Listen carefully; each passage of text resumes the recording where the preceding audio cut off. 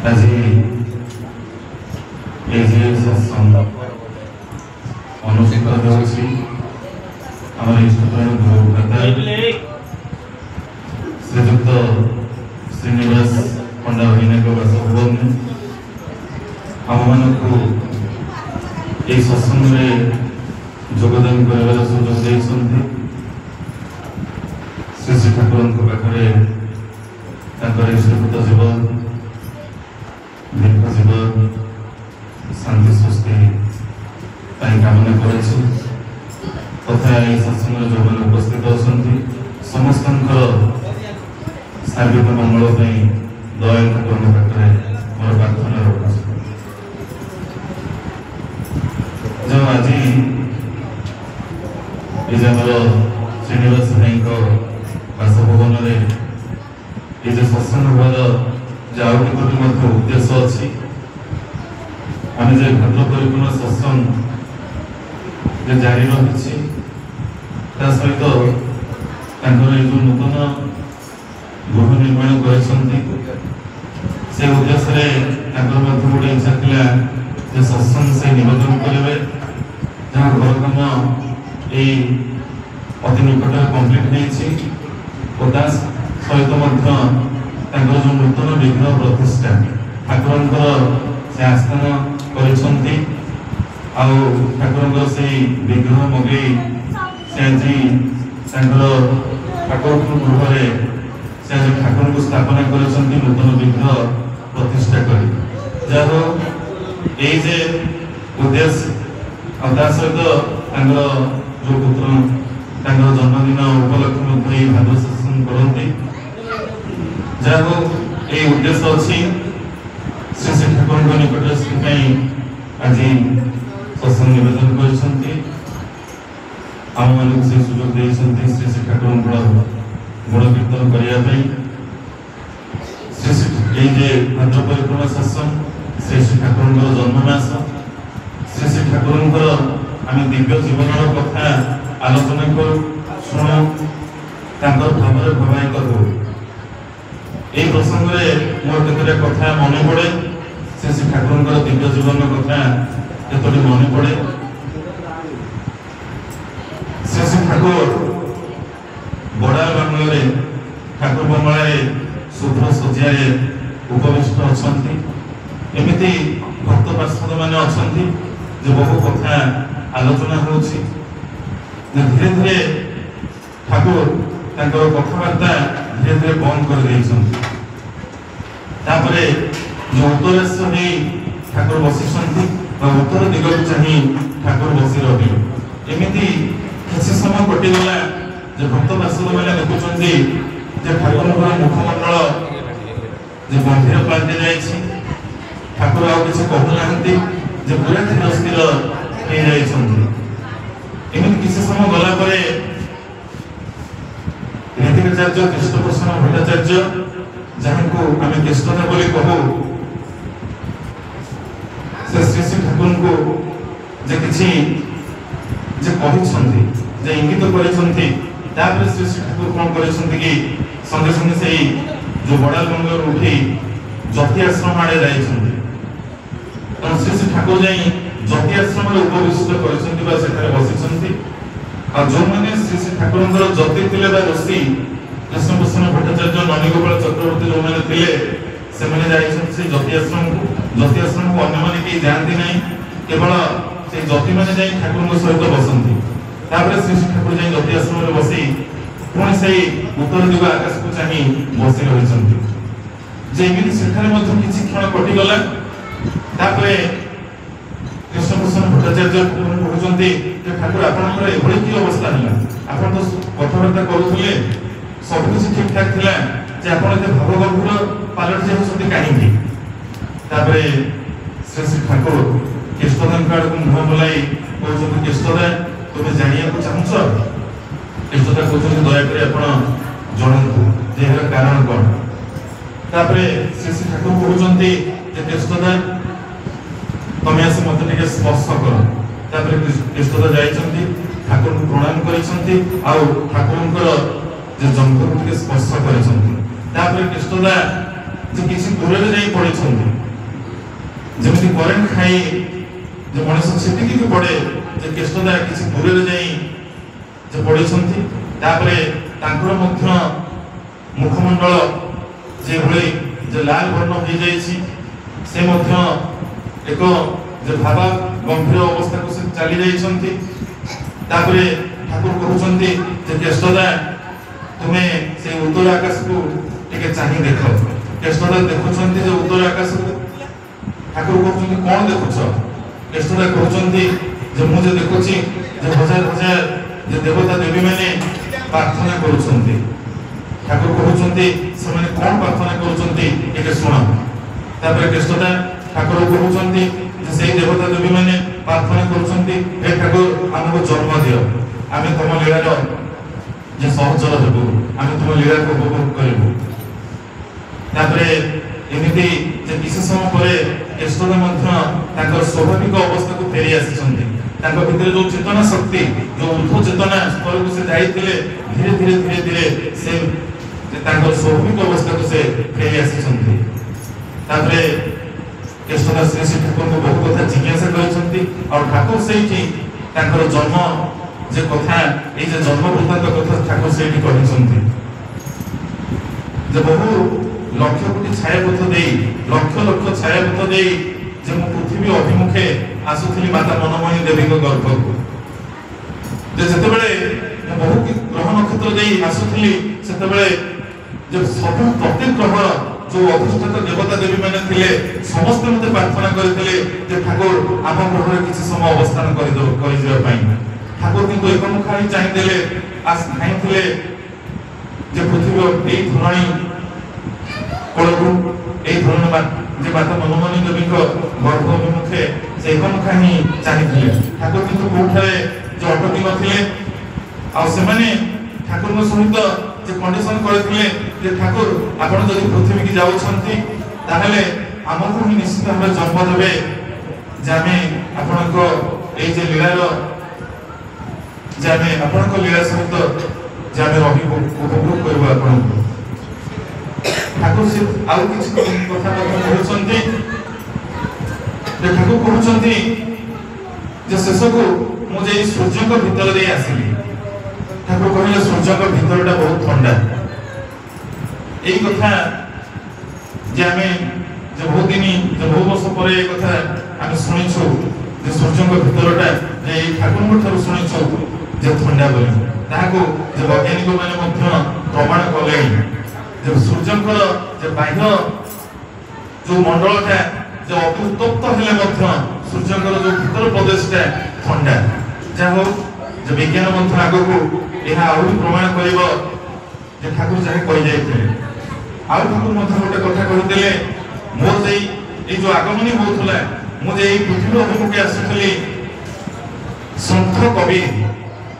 ସେ ନିତ୍ୟ ନିୟମିତ ସାଧନା ଧ୍ୟାନରେ ମଗ୍ନ ରହନ୍ତି। ଆଉ ମୋର ଆଗମନୀଟା ସେଇ ସନ୍ଥ କବିର ମହାପ୍ରଭୁ ତାଙ୍କ ଧ୍ୟାନ ଯନ୍ତ୍ରରେ ଧରା ପଡ଼ି ଯାଇଥିଲା। ତେଣୁ ସନ୍ଥ କବି ଗୋଟେ ବାଣୀ ଦେଇଥିଲେ। ଠାକୁର ସେତେବେଳେ ସନ୍ଥ କବିଙ୍କର ଗୋଟେ ବାଣୀକି ଉଦ୍ଧୃତ କରି କହୁଛନ୍ତି, ଧାରା ଅନୁମତି ସଦ୍ଗୁରୁ ଦଇଲ ଖାଏ, ଧାରା ଉଲଟ কর সুমিরন কর স্বামী সঙ্গ লগায়। যেই যে নামী পুরুষ আসুଛନ୍ତି যে ধারা উলট কর সুমিরন কর স্বামী সঙ্গ লগায়। যে সন্ত কবিଙ୍କର এই ଯୋଉ ବାଣୀ যে সেই পুরুষোত্তম বা সেই নামী পুরুষ সে বর্তমান যে পৃথিবী অভিমুখে আসুଛନ୍ତି। ଆମେ ସମସ୍ତେ ଜାଣିଛୁ ଯେ ଦୟାଲବାଗ ସତ୍ସଙ୍ଗ, ଆଗ୍ରା ଦୟାଲବାଗ ସତ୍ସଙ୍ଗ ଯେ ଶ୍ରୀ ଶ୍ରୀ ଠାକୁରଙ୍କର ଆସିବା ପୂର୍ବରୁ এই যে নাম আসি যাইଥିଲା, নামী আসিବା ପୂର୍ବରୁ ନାମ ହିଁ আসি ଯାଇଥାଏ। ଆଉ ଶ୍ରୀ ଶ୍ରୀ ଠାକୁରଙ୍କ ଆସିବାର କିଛି ବର୍ଷ ପୂର୍ବରୁ এই যে ସତ୍ମନ୍ତ୍ର, এই যে ବୀଜ ମନ୍ତ୍ର ଆଜି ଆମେ ଦୀକ୍ଷା ମାଧ୍ୟମରେ ପାଇଛୁ, এই ନାମ আসি ଯାଇଥିଲା। ସେମାନେ ହିଁ এই যে ବେସ୍ କ୍ରିଏଟ କରିଥିଲେ। ତାପରେ ଶ୍ରୀ ଶ୍ରୀ ଠାକୁର ଆସିଥିଲେ। এই যে ତାଙ୍କର ଯୋଉ ଗୁରୁ ପରମ୍ପରା ଥିଲା, ହଜୁର ମହାରାଜ, ସରକାର ସାହେବ, এই যে ପରମ୍ପରା ଥିଲା, ସେମାନେ এই ନାମର ହିଁ ବାର୍ତ୍ତା ବହକ ଥିଲେ। ଯେଉଁଦିନ ଶ୍ରୀ ଶ୍ରୀ ଠାକୁରଙ୍କୁ ସତ୍ମନ୍ତ୍ରରେ ଦୀକ୍ଷା ଦେଇଥିଲେ ତାଙ୍କର ଯେ ମାତା ମନମୋହିନୀ, ସେଇଦିନ ସରକାର ସାହେବ କହିଥିଲେ ଯେ ମୋର କାମ ସରିଗଲା। ଆଉ ସେଇଦିନ ହିଁ से शरीर त्याग करते महासमाधि से शरीर त्याग करते श्री श्री ठाकुर जो नाम पाई श्री श्री ठाकुर कहते मुझे यहाँ मातृगर्भर ही नाम जप करुचे ए विषय में बहुत किसी जानते पुरुषोत्तम आगमन ही दया धर्म आसी निजे अवतारी पुरुष जे अन्य अवतार मान प्रेरणा करती और से निजे आसी अष्टादश स्तर ये दयाल धाम निजे पुरुषोत्तम निजे अवतारी पुरुष जे समस्त किसी प्रेरित पुरुष को जे अवतार पुरुष को जे प्रेरित करती से निजे आसी कलियुग शेष भागे जे लीला कर बीज मंत्र आम पाइछु जो बीज मंत्र सब किसी सृष्टि होती जो बीज मंत्र जदि मनीष यही नाम को जप करे अनुसरण करे जहाँ किसी आमर जोड़ा अनफोल्ड अच्छी जहाँ किसी ग्रंथि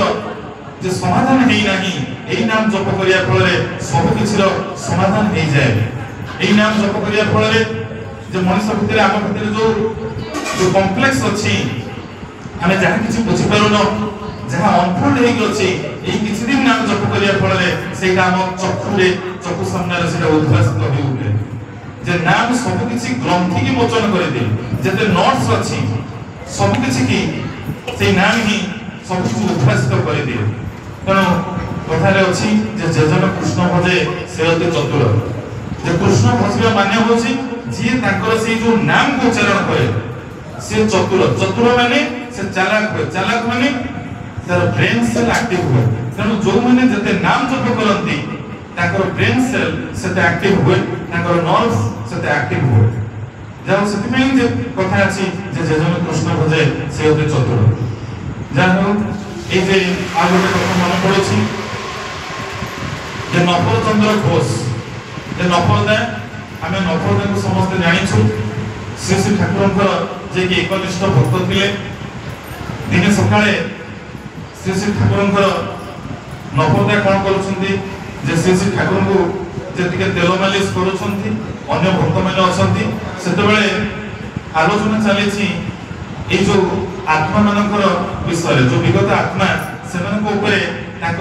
जो गतिविधि ठाकुर सहित आलोचना चली थाए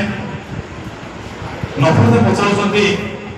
जे आपण पाखु कोन आत्मा माने आसंती विगत आत्मा माने आसंती श्री श्री ठाकुर कहउचंती जे बहु सत्संगी आत्मा माने मो पाखे बहुत समय मो पाखु आसंती सेतेबेले नफरता टिके जिज्ञासा कर पचारिछंती ताकर जणे जे अति घनिष्ठ बंधु थिले जतिन घोष से नफरताकर एकनिष्ठ जे घनिष्ठ बंधु संगे संगे नफरता कहउचंती जे जतिन घोष कोन आपण पाखु आसे ठाकुर कहउछन से तो प्रतिदिन ही मो पाखु आसे ना मो सहित टिके देखा करे देबे मु देखा करि परिबी मु ताको देखि परिबी ना काहे देख परिबो ठीक अछि से काली जतरा आसीबो मु सते तुमको डाकी देबी आसीबो तापर दिन ठीक सकाळ 8 रे ठाकुर जे डाक मारिछंती ए नफर बोली डाकिछंती जे अन्य भक्त पार्षद माने संगे संगे नफरदा को डाकी दैछन जे ठाकुर कोन पई डाकुछंती संगे संगे नफरदा आसीछंती देखिछंती एक बाष्पीकृत शरीर ए जे जतिन घोष कर एक बाष्पीकृत शरीर श्री श्री ठाकुर पाखे जो ठिया होती किसी आलाप आलोचना से करुँच जहाँकि ये जापना शुणी भी पारना सी जो जतिन घोष को देखी नफरदा से एभली डरी जाइए श्री श्री ठाकुर पाखे गुंजी रही भय पूरा धरुंच नफरदा जे एमती किसी क्षण पर जतिन घोष पड़े जापर ठाकुर नफरदा कहते तुम एत डरीगल कहीं तुम तो किसी कथबार्ता ही हेलनी से बहुत किसी पचारि तुम तो किसी कथबार्ता हेलनी एत भय कहीं करगल और से रागिक ही पलैल एमती जो बहुत उदाहरण अच्छी एवेकार उदाहरण अच्छी ये भक्त पार्षद मैंने देखी आचार्य देवकर पाखक जो बहुत किसी आत्मा आसती असुविधा जी पूर्वतन आचार्य देव थे कथा बहु बार शुणी भक्त पार्षद मैंने जे सत्संगी जो मैंने आश्रमिक जो मैंने भक्त से मैंने बहु बार देखी रात 2टार जे आचार्य एमती जो बहुत किसी कथा भाषा पाटर बाहर किंतु से कथा से लैंग्वेज की बुझी पारती नहीं केवल शब्द ही आसे से घर जो आचार्य था दुर्गंध पचा गंध एमती आसे तापर दिन सत्संगी मैंने जो पचारि जे राति 2टारे आप क्या सहित एमती कथा हो बहुत किसी दुर्गंध से भासी आसूला से एमती बहुत थर घटला आचार्य बाबा अशोकदाय कहते जे घटना हूँ बहुत किसी आत्मा जे आसुंच केवल जन्म पाइबा ये विगत आत्मा तो बहुत किसी जानी श्राद्ध कौन करती जे मनुष्य मृत्यु पर जो प्रेतात्मा जो कौ स्तर में थाए तार आत्मा केमती घूरी बोले समस्त चाहती जे जन्म पाइबा मनुष्य जदि से किसी सुख भोग करने को चाहे बा किसी जदि मुक्ति पाइबा चाहे ताहले तार गोटे पिंड दरकार शरीर दरकार से जी भी आत्मा विगत हो जाए सी से समय चाहे केमी पिंड लाभ कर आकुल चित्कार थाए आत्मा मान प्रेतात्मा मान जहाँ हो एमती घटना ठाकुर समय तो बहुत जे विगत आत्मा आसुले ठाकुर पाखक एवं जी आचार्य देव अच्छा पाखक बहुत आसती जहाँ हो ये परिप्रेक्षी गोटे कथा मन पड़े ये इष्टभूति प्रसंगर गोटे कथा ठाकुर जड़े सांताल भक्त थे थे से जाती ठाकुर पाखे जा बसी ठाकुर कहते यार तुम इष्टभूति करुच ना नहीं से सांताल भक्त जन कहते ठाकुर मोर तो किसी ही ना मु जहाँ किसी उपार्जन करे मोर स्त्री आतक भी आमको खाद्य अभाव भी बहुत हुए आम सेतक भी आम ठीक से भी आमर खाया पीवा बहुत असुविधा हुए ठाकुर कहते जहाँ भी तुम तो गोटे बेले खाऊ ना हाँ ठाकुर जहाँ गोटे बेले रोसे कर खाऊ ना रोसे जहाँ भी कर मैंने किसी ना कि तुम जालुव जे काठ डांग हो जहाँ कि तुम निश्चित भाव किसी तो जे अग्नि जो जालुव ना हाँ ठाकुर ठाकुर कहते तुम जो जालुच जहाँ किसी जालुच तार जो पाउंसटा बाहर से पाउंसटा ही तुम इष्टभूति कर से खुशी है ठाकुर चाहूँगी मो पाखे तो किसी ना मुझे दे पारि ना ठाकुर जब कहते पाउंस देवाई मुझे पाउंस इष्टभूति ना कर से आसी स्त्री को कहते ठाकुर चाहिए इष्टभूति करने आम पाखे तो किसी ना ठाकुर कहले तुम्हें से पाउंस इष्टभूति कर जहाँ खाऊच जो पाउंसटा बाहर जो रोसे कला बेले से पाउंस इष्टभूति करने से पाउंस इष्टभूति करमती किसी मास चली जाए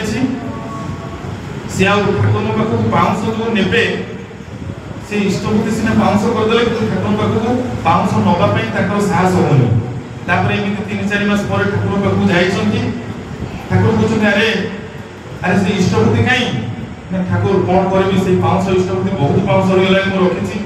मोर इच्छा होनी से पाउंस टी आने आपको किए के कौन के जिन दौरान मुझे आने मोर इच्छा होनी ठाकुर कहते जदि न आनीचु ठीक अच्छे ताहले से पाउंसटा मत नवेदन कर पाउंसटा ही मोर गोटे कम कर से पाउंस को नहीं मुझे गोटे जिन दूसरी माण सारू ठाकुर गोटे जो माण सारू कथा कहले तुम जो पाइबनी तुम पाखे से मिलबनी से माण सारू ठाकुर अन्य भक्त मान साहाय्य 100टी माण सारू आनी से खाई कहते माण सारू नहीं जाए तुम्हें जो पाउंस कर तुम जो घर पाखापाखि जो जगह अच्छी से जगह तुम से माण सारू से जमी की कर्षण कर माण सारू लगे 100टी माण सारू देते से भाई जन को खुशी जाइए से सारू नहीं से चाष कर उत्पादन होती सारू फली से ठाकुर पाखक नहीं किसी आसुँच किसी मास पर ठाकुर भारी खुशी होती जे बड़ माँ पाखे किसी देदेवाई कहते भोगे लगे बोली कहते ये मान सब तुम पाखे अच्छी बिकी दियो जहाँ टंका तुम पाइब से किसी व्यवसाय कर तुम ये चाष कार्य जहाँ करुच जहाँ कि जो सारू कल तुम पनीपरिया चाष आउ जगह किसी तुम आरंभ कर दियो से जो मान सब से नहीं बिकी बहुत टंका पाई से टंका को से विनियोग कर अन्य किसी चाषबास आउ किसी व्यवसाय करमती किसी वर्ष पर से गोटे विराट व्यवसाय भाव से अंचल से प्रतिष्ठा लाभ कर जड़े अति धनिक व्यवसायी से हो जाए कथा कहबार उद्देश्य आम जो शास्त्र अच्छी पंगु लंघनते गिरी मुखम करती बाचा पंगु लंघनते गिरी शुणी शास्त्र पंगु गिरी लंघन करें आज ठाकुर पाखे आम देखुचु तार सत्य प्रमाण जी दिने पंगु थिला जी दिने गोटे वक्त खाद्यता जुटू ना सी जे जीवन किसी वर्ष पर अति जन धनिक व्यवसाय हो गला भर जो दारिद्रतार जो जीनटा थिला से जीवटा ही ठाकुर हरण कर नहीं गले इष्टप्रति माध्यम जाओ ताकर ए जे संग करबा ए जे जतन जतन इष्टप्रति ताकर जहाँ विधान अच्छी से विधान मानि चलिले मनुष्यर सर्वांगीन उन्नति हुए। आज श्रीनिवास पंडा भाई आमको जे सुजोग देइसंती सत्संग रे जोग देबा पई तो विशेष उद्देश्य अच्छी श्री श्री ठाकुर से विग्रह प्रतिष्ठा कर सर्वशेष परिवार परिजन उपस्थित समस्त सार्वजनिक मंगल कामना